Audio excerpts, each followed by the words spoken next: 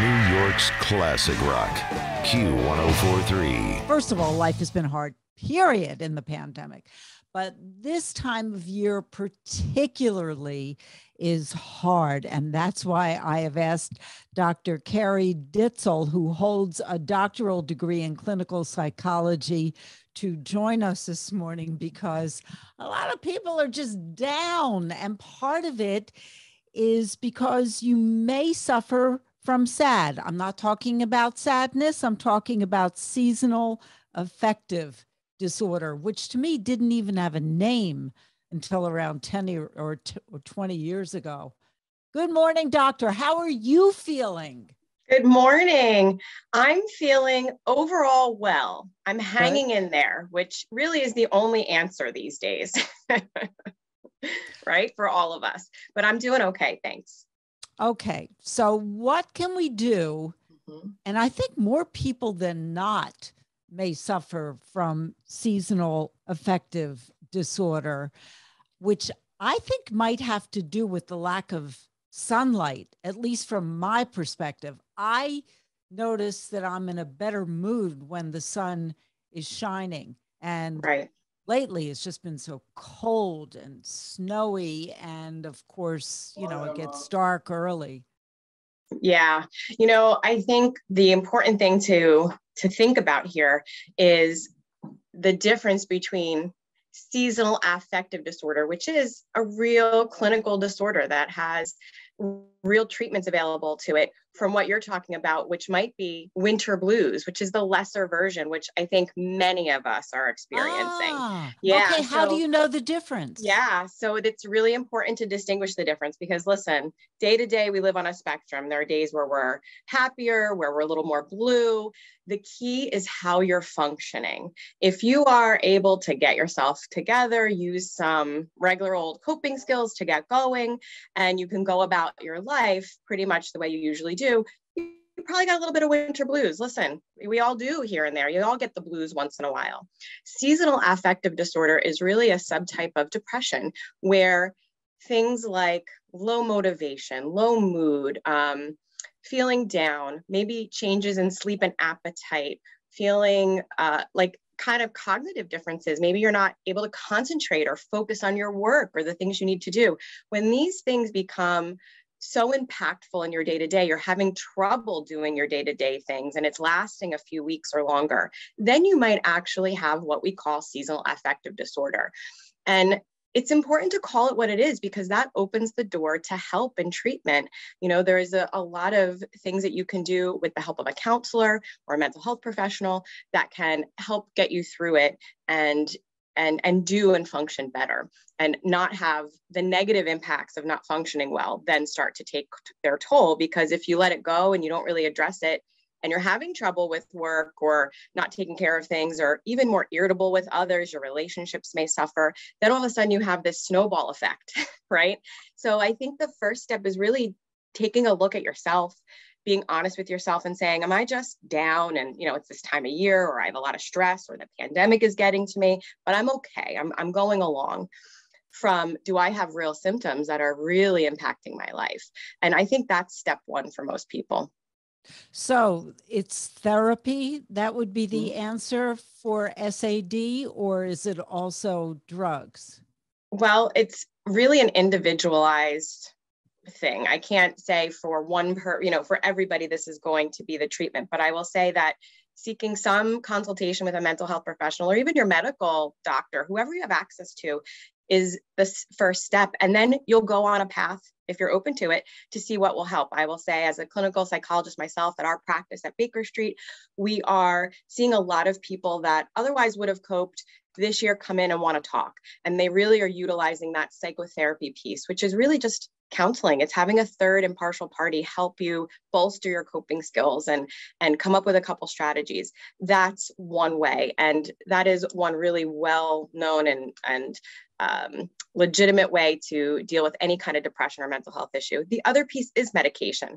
That's not my area because I don't prescribe, but if you're talking to a mental health professional and they see signs that the therapy might not be enough, or you might also benefit from a medication, then you would go get that consultation. And so oftentimes you might use both, but really as well, just having counseling, having somebody to talk to, addressing it and not just letting it go is going to make a big difference right off the bat. Okay. Now let's talk about the nuts and bolts of finding the right therapist for you. I always hear about this, but in reality, how do you determine that you have found the right therapist? Because that's really key. If you're talking to someone who cannot help you, or you cannot be open, or you're just not in sync. So how do you interview a prospective therapist, right, or even by email? I think that's a great question. I think that for the most part, you have to start with saying, what do I need and want from a therapist, and what's my style? Every therapist is a real person, and they bring a little bit of themselves with them, but they also have expertise, and they might have an orientation to how they do things. And so you want to ask those questions. There's different things out there that are a little more structured in terms of treatment approaches. There are other therapists that might look at things in a more bigger global sense. And so you could ask about their orientation. And you could even ask for a brief consultation, like a brief phone call, to get a feel for them, because the client-therapist relationship is one of the most well-known factors that helps with improvement. So you're absolutely right. If you're not connecting on some level, it's going to be hard to be open and trusting with that person. So you have to have a good feel. But I would also suggest give it a chance, because especially if you haven't done therapy before, you may have kind of some preconceived notions. It might feel a little uncomfortable at first. That's not unusual. I always suggest giving it a couple sessions to get a feel and get a little rapport with the person that you're talking to and the therapist before you make a final decision, and discuss it with them. I love when my clients share with me what they're getting or not getting. I like to say to most of my clients when I first meet them, I'm a chatty therapist, right? I'm not going to sit and go, I'm going to chat with you. Some people love that. Some people may not. They might say, be quiet. I just need to talk. Tell me that. I want you to tell me. If I'm going on and on, tell me. So these are the things that you have to, just like any relationship, kind of work out. So I would say, ask some general questions about their orientation, the way they approach therapy. Ask if they'll do a little quick screening phone call with you, and then give it a shot, give it a few sessions, and then make your decision if it's a fit for you. I'm speaking with Dr. Carrie Ditzel, who holds a doctoral degree in clinical psychology. Let's go back to just having the winter blues. What are some of the coping mechanisms we can use if we're having the winter blues? Because I'm talking to you right now on a snowy morning and the temperatures are going to plummet down to 15 tonight. So what do you do if you have the winter blues and you've had enough of this and we have 2 more months of this? Well, first off, talking about it helps. Talking helps. So I like to say reaching out, connecting with people now. Of course, making connections can be challenging right now, but do what you can to connect with others. But there are some concrete things you can do to deal with that lower grade winter blues thing. So first, stop and think about how you're spending your time. If you're having any fun, right? It's easy to not have fun this time of year. We're hunkered down. We're going to work. We're coming back to our house. We're, holed up here because it's cold and dark early and snowy. You might not be taking time outside the way you usually do. So stop and think, like, what can I do to just have a little fun and enjoy myself a little bit, and make sure you're carving out and purposefully, intentionally taking time to do it. That's hard. We get in our routines and we get in our day-to-day, and all of a sudden we look around and, when was the last time I laughed? When was the last time I felt relaxed and enjoyed myself? So that could be number one, making sure you take that time for yourself and identify something to do. The other things I like to say is, think about your body and your movement and your overall wellness, because this time of year, especially with the darker hours here in the Northeast, right? We're dark at 4 o'clock. You may not be moving around as much as you usually did. So making sure, now I'm not saying you start some crazy new workout routine, but you're moving. This is a time where we sort of hibernate, and our body sort of hibernates because of all these factors. So one way to get your mood boosted is to move, whatever that looks like for you. That's right for you. even though it's cold and dark, maybe bundling up and figuring out a creative way to get outside and move and take a walk that you maybe otherwise wouldn't want to do, but guys, get yourself to do it. You might come back and feel better and refreshed. And making sure you're eating as healthy as you can. This is a time where we can definitely comfort eat and feel warm and cozy with all those carbo-loaded foods and things like that. And although that might be pleasurable in the moment and feel good, you might feel sluggish and yucky after. So not to say we don't all do that once in a while, but make sure you're trying to eat, in a balanced way, and watch your sleep. Make sure your sleep environment is conducive to sleeping. With it getting dark early, it's easy for your house to feel dark. And I look outside at 4 o'clock and I'm ready to go to bed. I'm like, is it midnight? I'm so tired. So lighten and brighten your house during the daytime hours. Try to keep your sleep routine in check. That kind of gives you your signals that it's time to go to sleep. So in the evenings, try to do the same things around the same time to give yourself those signals it's time to go to sleep, and keep your environment dark and cozy at night, maybe light and bright during the day. Let me ask you about a remedy that I had heard about, and every year I remind myself to do this and I never do.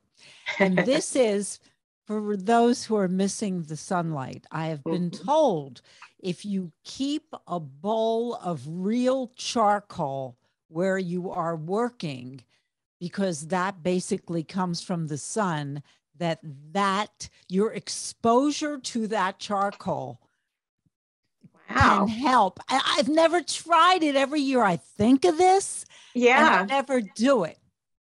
Well, I think the point here is trying to accommodate for the lack of that sunlight and being outside. So I think the answer is going to be different for each person, whether it's charcoal, or some people like light therapy, or some people just like to force themselves outside during the daytime hours where they're going to get some light and vitamin D and all of that. I think the key is just saying to yourself, am I affected by the lack of the exposure to the sunlight? Does it bring me down? Do I really enjoy that?